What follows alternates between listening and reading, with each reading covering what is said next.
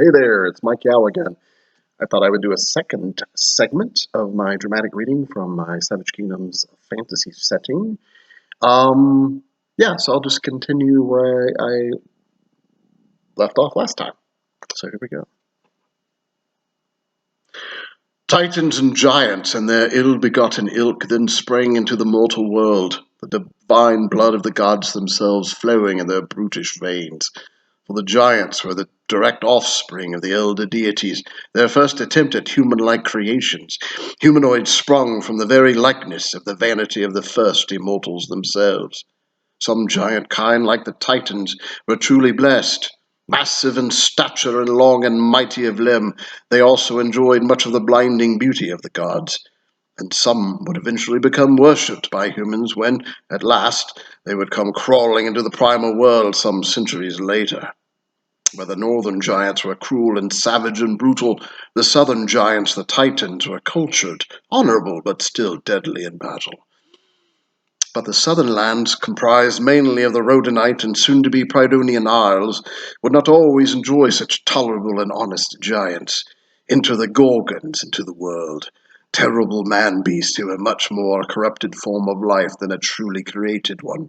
They were forged, mostly in secret, by the fallen one, Gorgothon, who was ousted from Rodan when it was said that he came into the mortal world still born from his mother, the goddess Romega's divine womb. The sea took his deceased body away, far away, to foreign shores, and there, on the dusky coast of Golgotha, he was restored to health. Some whisper that he regained life because he was a god and knew not death, but some said that he was nursed back to life by a demon.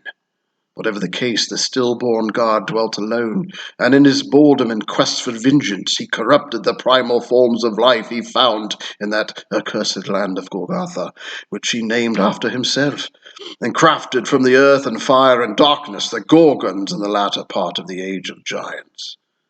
Many scholars claim that mankind entered histories here too, around the same time the Gorgonic creatures were first seen, ravaging and gnashing in their eternal rage, for many a fell Gorgon is comprised of human parts, a head, legs, or arms. As such, the initial forms of humankind were brutish and ignorant, little more than the apes that they were modeled after, and most hid from the terrible giants and Gorgons of the wicked world, aided only on occasion by the gods and their well-favored titanic offspring. It was in this age, too, that the Duergar first appeared in the wide world, beneath the mountains and volcanoes, or so some have argued.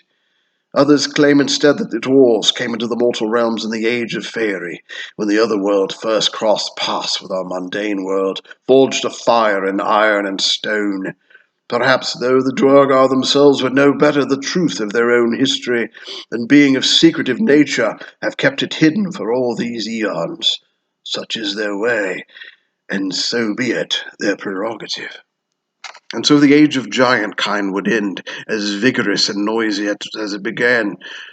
War, once again, would come hard upon the world, where giant clan was pitted against giant clan, Titan house against Titan house. Two great factions of giants would arise, each rivaling the other, and so the fire and frost giants would enter into a terrible and violent conflict. Humans mostly hid from these gigantic and titanic struggles, save for a very few early-era heroes largely lost to us now, while the Duergar learned ways to combat their mightier adversaries. The trolls were spawned too in this era, and it was these vicious quasi-giant beasts that the dwarves strove against most. In the end, the known world was once again torn asunder, or so it surely seemed, to rival the ancient conflicts of the elder gods themselves. But the world cooled and calmed, and since many giants and titans were slain, things grew and early civilizations gained. Duergar kingdoms flourished deep in the great mountain ranges of the world, and humankind even built its first empires, Zarkon, Prydonia, and Tajahari. But this was not to last for long. From the great sea they first came, like mighty serpents burrowing up from the depths below to engulf the earth world in their wrath of fire and ice and lightning. Masters of size they thought they were, wielding magic nearly as terrible as the gods, and they called themselves the dragons.